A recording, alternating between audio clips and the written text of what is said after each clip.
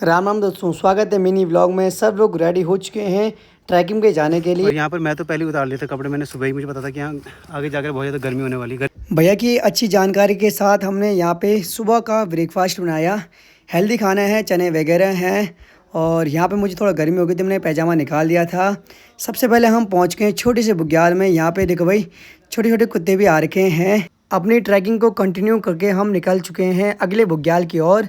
यहाँ पे पानी की काफ़ी समस्या है, तो ऐसे करके पानी निकालना पड़ता है। भोले राजा के मंदिर में पूजा करने के बाद हम पहुँच गए हैं मगरू देवी के मंदिर में, जहाँ पे हमने पूजा वगैरह की। घोड़ों की तरह चने खाकर निकल चुके हैं मेन ट्रैक के लिए।